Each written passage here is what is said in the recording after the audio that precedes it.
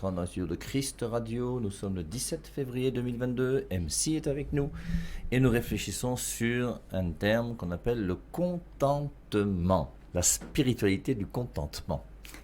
C'est bien dit, hein?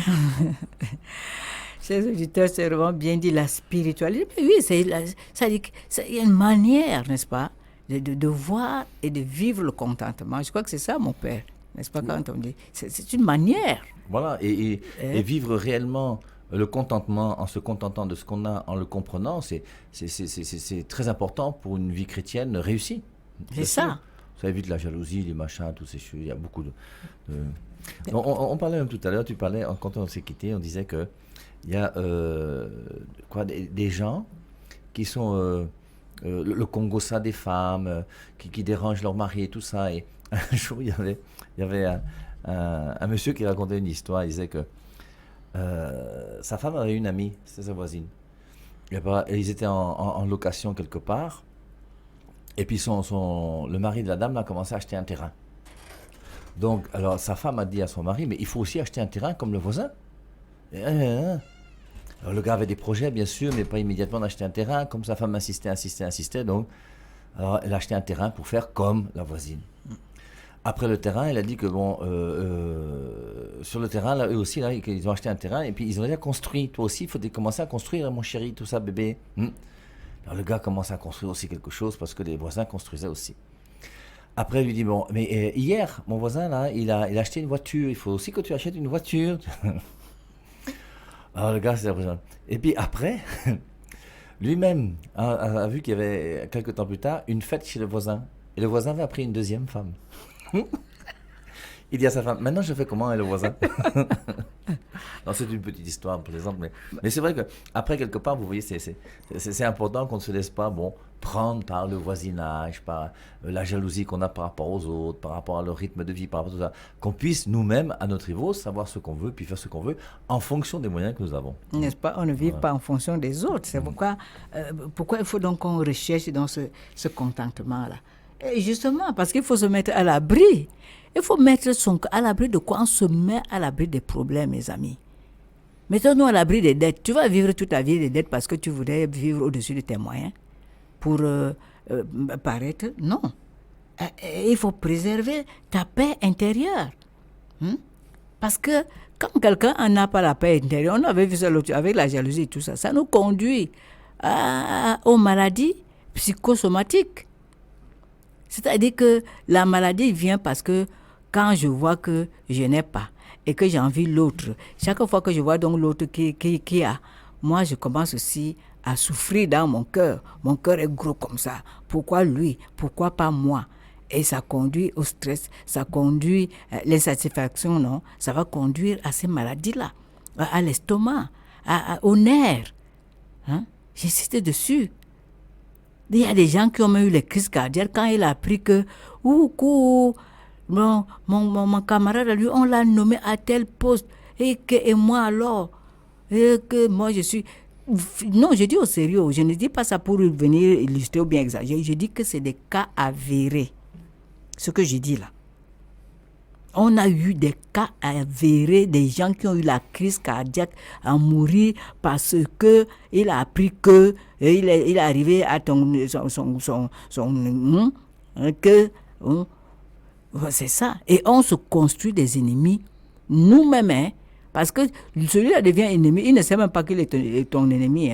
C'est toi-même qui as fait de lui ton ennemi parce que tu es en train de l'envier, parce que tu es en train de le jalouser.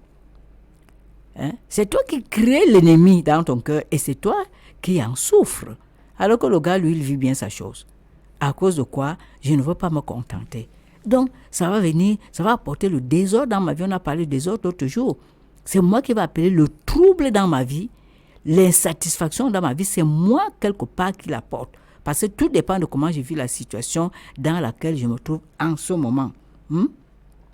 N'est-ce pas? Et je ne veux pas être la proie du diable. Parce que quand je me mets comme ça, je mets mon cœur à l'abri en acceptant la condition dans laquelle je me trouve. Je m'empresse bien de redire, de répéter que accepter la situation dans laquelle on se retrouve ne veut pas dire ne pas désirer le changement et mieux chercher le changement par des voies nobles. Hein?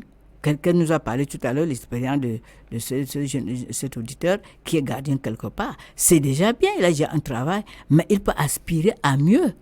Et ce n'est pas mauvais, mais pas des moyens, n'est-ce pas, tout à fait normaux, honorables, et en s'appuyant sur la grâce de Dieu, sachant que Dieu est avec moi, il ne va pas m'abandonner. Tout à l'heure, je donnerai quelques versets pour nous encourager à mieux vivre cela. Donc, et ça va me permettre de ne donc pas être la proie de l'ennemi, c'est-à-dire être un terrain favorable dans lequel le diable va labourer et me donner des idées bizarres. Les raccourcis dont nous avons parlé à 8h30. Je vais me mettre à l'abri de tout ça. Sachant que mon Dieu est là, c'est vrai, pour l'instant c'est difficile, mais Seigneur, je crois que ça va aller. Et cela, ce faisant, je vais connaître le vrai bonheur, parce que le bonheur, autant pour moi, n'est pas toujours dans l'avoir.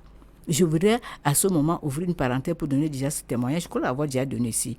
Donc j'avais eu connaissance dans un journal, il s'agit d'un monsieur, un grand hôtelier.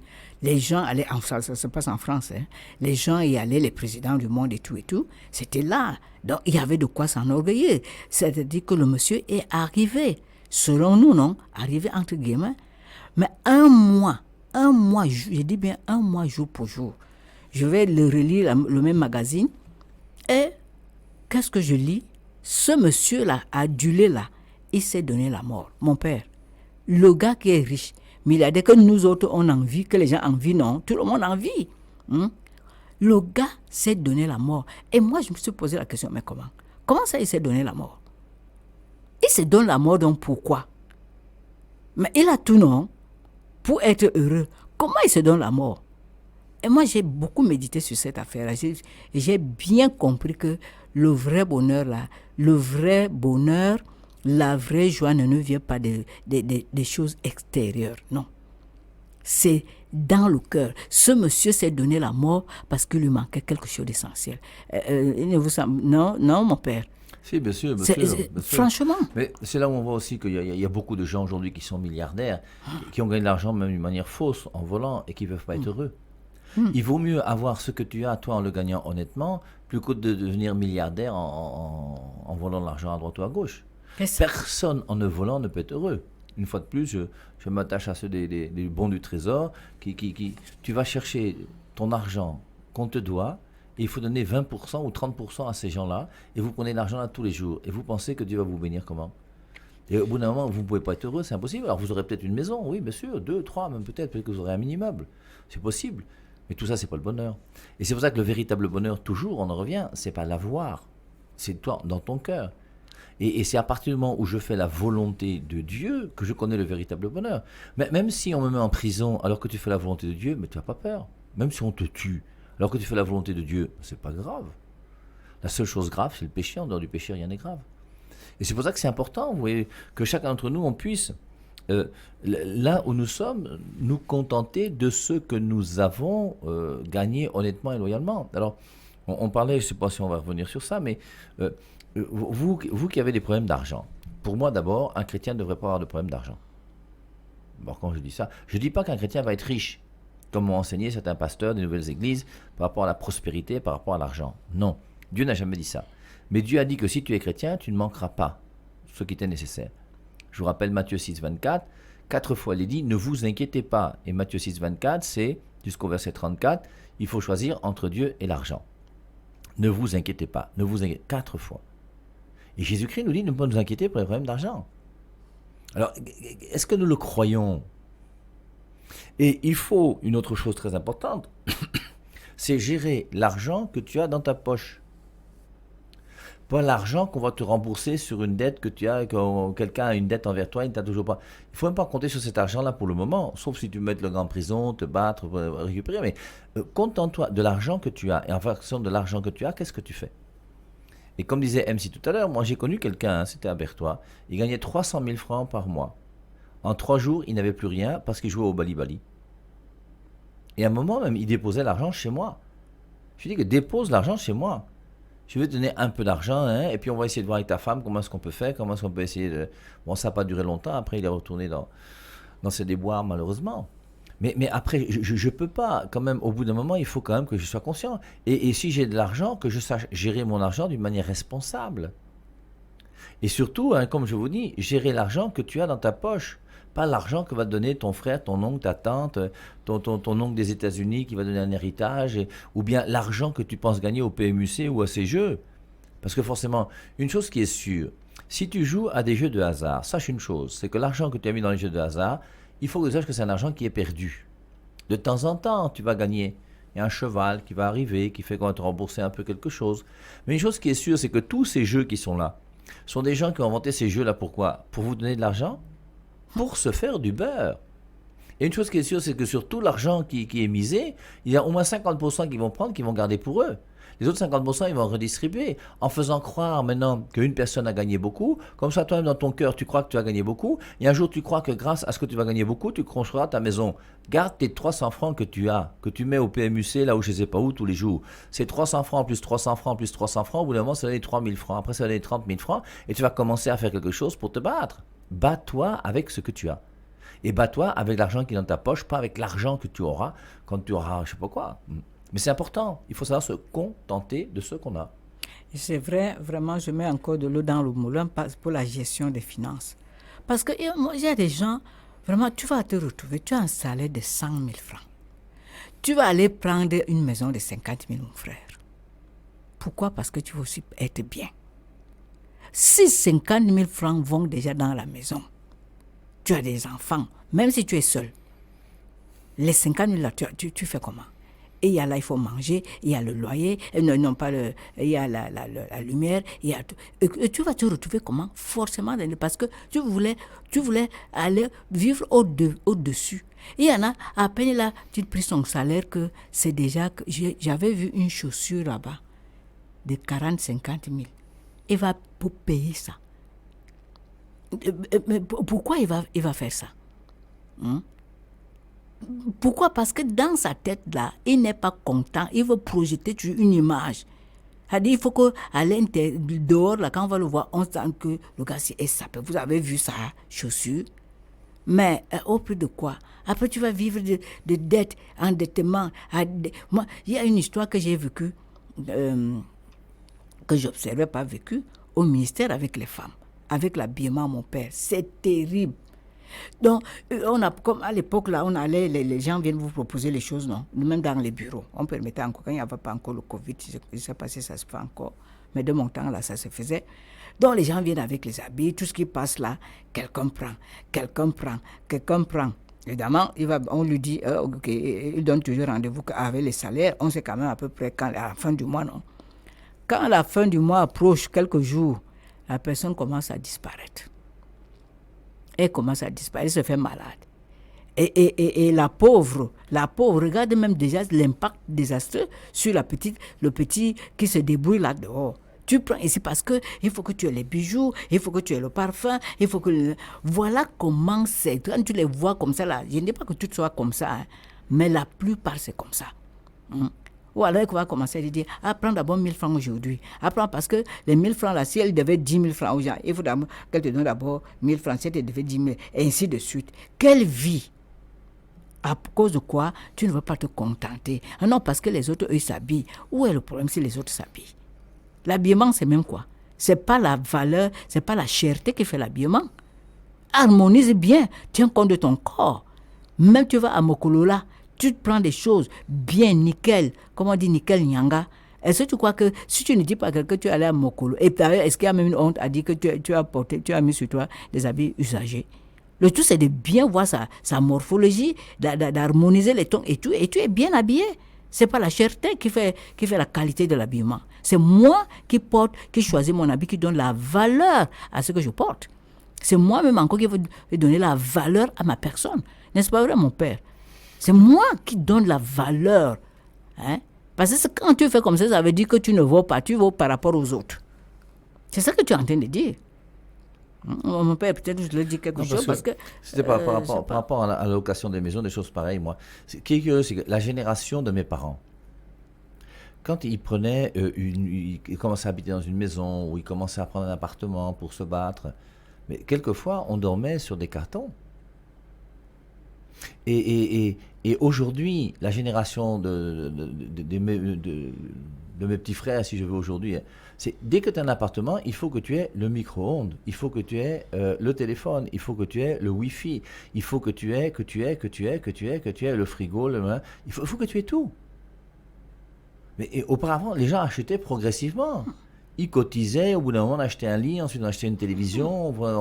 Aujourd'hui, on veut tout immédiatement et tout de suite.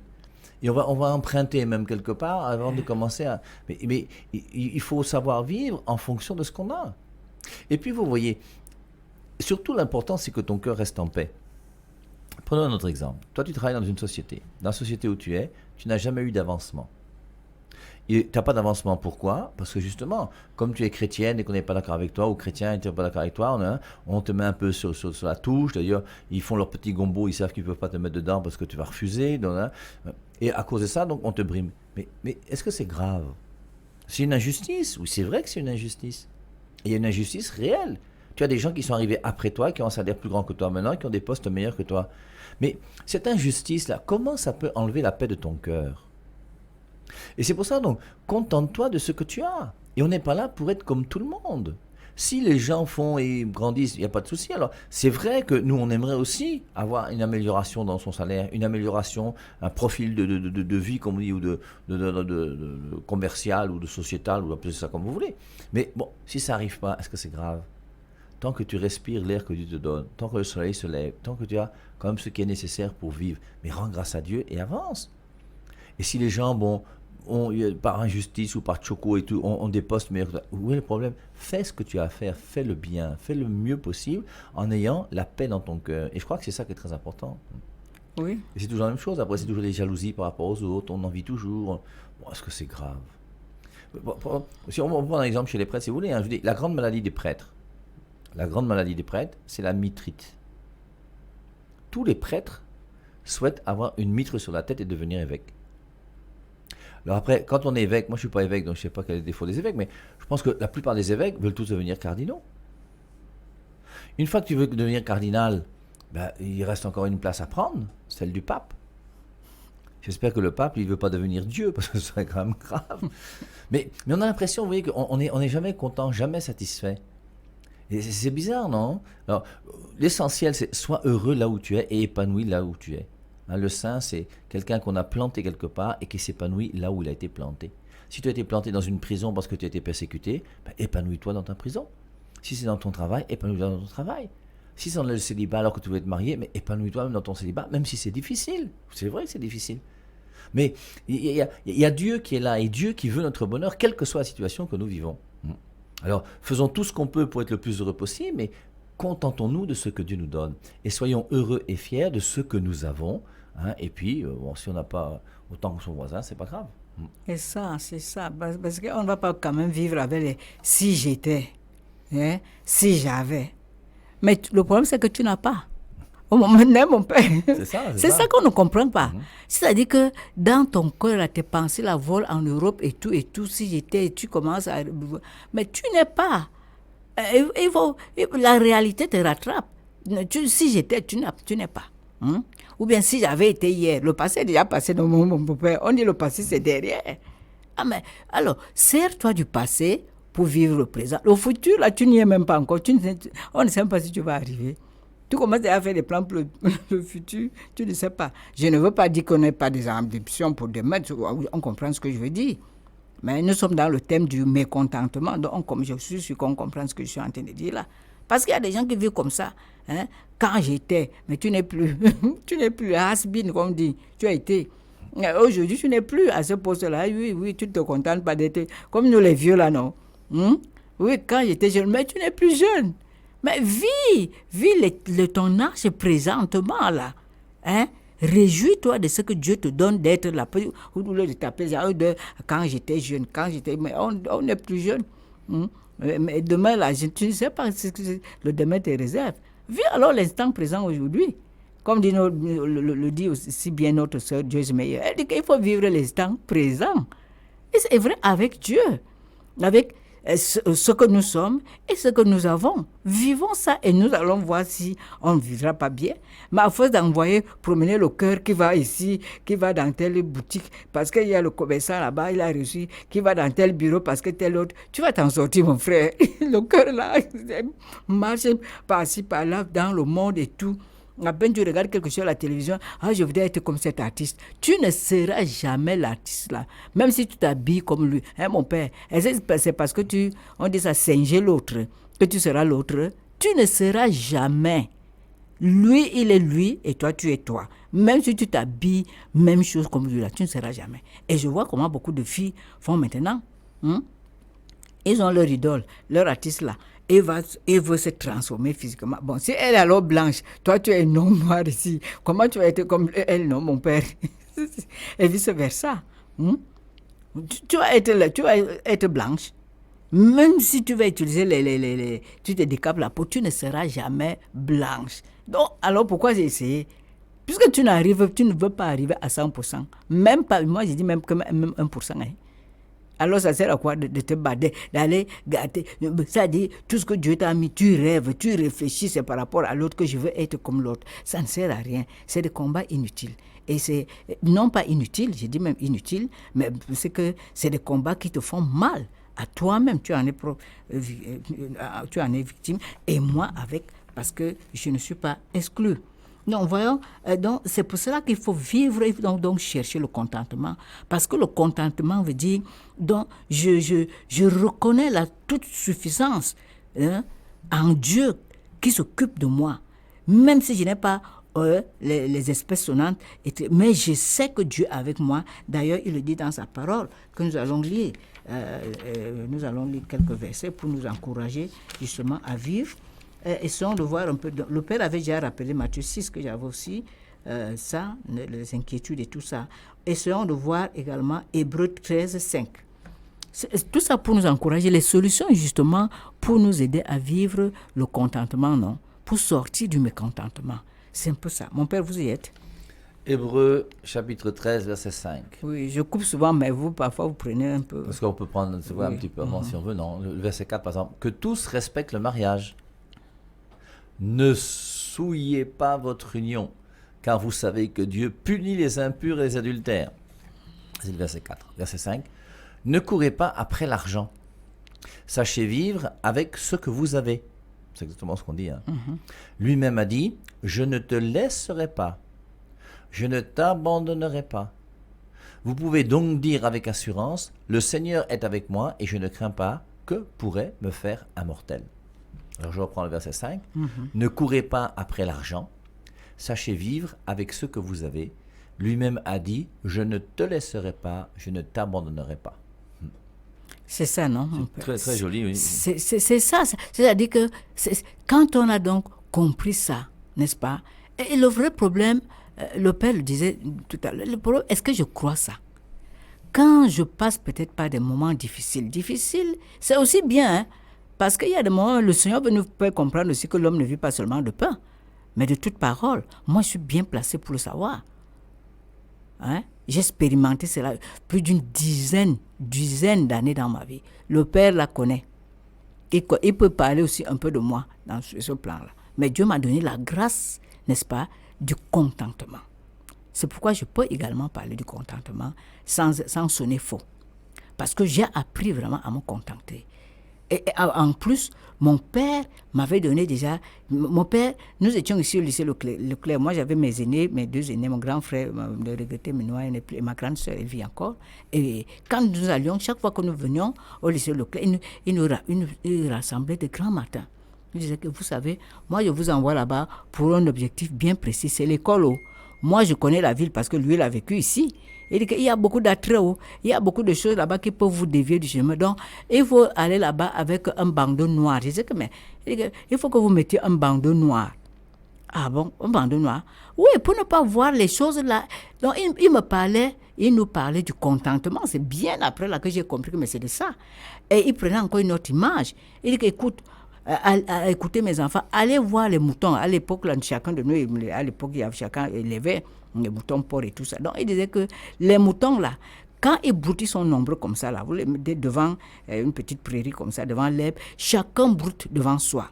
Et il nous a dit, allez voir. Les autres frères ne sont pas partis, mais moi j'ai vu. Et effectivement, le mouton est là, il est vraiment mouton, il est seulement devant lui. Il ne regarde pas ni à gauche, il ne regarde pas son voisin, son frère mouton. Ah bon? Et puis, troisième exemple que mon père prenait, il disait, si davantage vous vouliez vous comparer, nous sommes dans les comparaisons, non? Il faut se comparer donc à ce moment à celui que tu dépasses, entre guillemets. Parce que vous êtes promotionnaire, mais tu vas te rendre compte de ce qui a eu le BPC, l'autre s'est arrêté au certificat, l'autre est allé. Donc, à un certain niveau, toi aussi, tu es toujours plus grand que l'autre, non? Il dit que, en ce faisant, ça va te permettre de voir ta situation autrement. Et c'est vrai, et c'est ça le contentement. Mon père nous parlait, et ça nous a aidés. Ça nous a beaucoup aidé, ce qui fait que vraiment les autres, nous on était à l'internat avec les filles de ministres. À l'époque, là, moi j'arrive ici au lycée Leclerc en 69, mon frère 63, ma grande soeur 67, et nous étions au lycée Leclerc. Et nous étions seulement avec les grands de l'époque, c'était l'unique lycée, avec la fille du président et tout ça. Vous imaginez, nous que venait mon père, les pauvres fils des agriculteurs là-bas de Doumé, de l'Est là, arrivés ici en ville. J'ai compris que le conseil de mon père avait été judicieux. Parce que soit à l'internat, soit au lycée Leclerc, il fallait les voir. On allait faire comment? Mais ça allait nous faire quelque chose, ça allait nous dévier. Mais gloire à Dieu, parce que nous n'avons pas dévié, parce que nous avons suivi le conseil de notre Père. Donc, ce que le Seigneur est en train de nous dire là, nous l'avons entendu. C'est encore un problème de choix, hein, mon Père. Quelqu'un choisit de suivre et de croire. Quelqu'un dit, ah, moi je ne suis pas. On va donc faire comment? Hein, mon Père, Dieu a parlé, non? Il nous dit, voilà, contentez-vous. Moi, je ne vous abandonnerai jamais. Mais il faut encore croire. Et il faut donc décider de choisir le contentement. Je ne sais pas, mon Père, j'ai donné ce témoignage parce que ça permet aussi d'étayer ce qu'on dit. Quand nous prenons puisons également de notre vie. Et moi, je ne suis pas morte de famine. Hein. J'ai passé 10 années comme ça, mais je ne suis pas morte. Les enfants auraient quelque chose à dire, n'est-ce pas, à propos. Mais on s'est donné à fond, on a fait ce qu'on pouvait faire. Dieu, moi, je n'ai pas vu que Dieu nous abandonne. Nous avons passé des jours sans manger avec l'eau à boire à la maison. Et ça, je le dis devant le Seigneur qui nous écoute. Ça n'a pas été un jour. Mais le Seigneur, dans sa grâce, nous avons tenu bon. Nous avons dit, Seigneur, nous, on ne veut pas envier. C'était ma prière. Seigneur, je ne veux pas envier, je ne veux pas convoiter, je ne veux pas. Je sais que tu es là avec moi. Et ça me suffit. Et Dieu nous a pas abandonnés. Donc, les faits dans ma vie confirment sa parole. Et beaucoup d'autres peuvent rendre ce témoignage-là. Ne nous décourageons pas. Ce n'est pas facile. Et surtout qu'il y avait des solutions faciles à trouver. Et bien sûr. Parce que tu n'étais pas laide. J'étais jeune. Et tu avais des filles qui n'étaient pas laides non plus. Tu aurais pu facilement trouver un poisson brisé quelque part. Et j'avais même justement à cette époque tellement de courtisans. Et je pouvais aussi dire que bon, voilà. Dieu m'a mis dans une situation telle que je ne peux pas faire autrement. Tout à fait. Mais j'ai fait des chants, j'ai fait des trucs. On a tout fait. Hein? Et on a vu comment le Seigneur a béni. Mon Père, quand vous aurez, si vous pouvez terminer avec le Timothée 6, qu'on connaît bien, hein, qu'on connaît bien. 1 Timothée 6, verset 6 à 10, qu'on connaît bien, c'est-à-dire que c'est tout l'argent là, qu'on connaît très bien. Timothée, chapitre 6. Encore 2 minutes, oui. C'est verset 10 et suivant. Tu as dit combien, toi? J'ai dit 1 Timothée 6. 1 Timothée 6, des 6 et suivant jusqu'à 10. La religion, bien sûr, est une excellente affaire, mais parce qu'avec elle, nous savons nous contenter. Je reprends. La religion, bien sûr, est une excellente affaire, mais parce qu'avec elle, nous savons nous contenter. Car nous sommes arrivés dans ce monde les mains vides, et nous n'emporterons rien avec nous. C'est toujours important de se rappeler ça. Soyons donc satisfaits si nous avons de quoi manger et nous couvrir. Ceux qui cherchent à s'enrichir tomberont dans la tentation, dans les pièges de tous ces désirs insensés et pernicieux qui détruisent les personnes et les mènent à leur perte.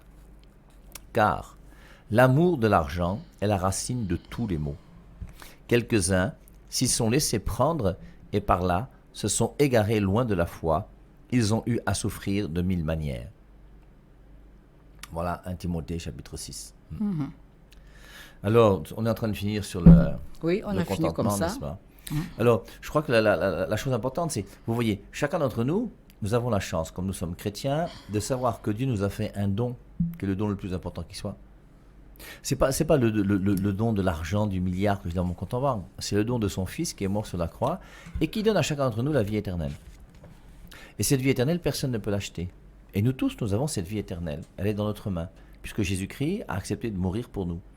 Et maintenant, à partir du moment où nous sommes égaux par rapport à cette vie éternelle, c'est ça l'essentiel. Tout le reste, là, c'est secondaire.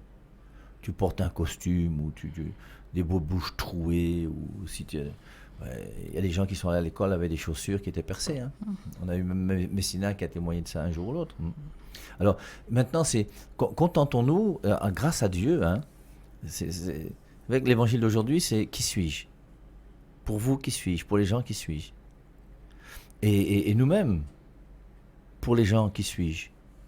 L'essentiel, moi, c'est que je sais que par rapport à Dieu, j'essaye de correspondre le mieux possible à ce que Dieu m'a donné pour l'épanouir, et c'est ça l'essentiel.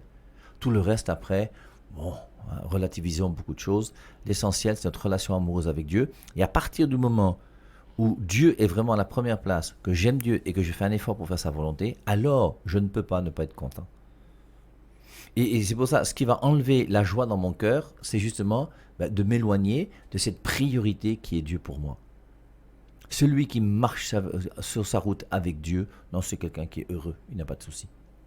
6 99 85 05 17, 6 77 34 66 61, ce sont mes deux numéros de téléphone. Si vous avez des questions, n'hésitez pas. Et je me ferai un plaisir de répondre à vos questions après la page musicale. Seigneur, me voici encore devant toi. Je veux te dire merci car tu as fait du bien à mon âme. Et je voudrais que mon âme s'élève et te loue, que mon âme te bénisse, que mon âme t'exalte, que mon âme crie. J'étais une pauvre pécheresse et tu m'as enlevé de l'esclavage du péché. Mon âme ne peut que te dire merci.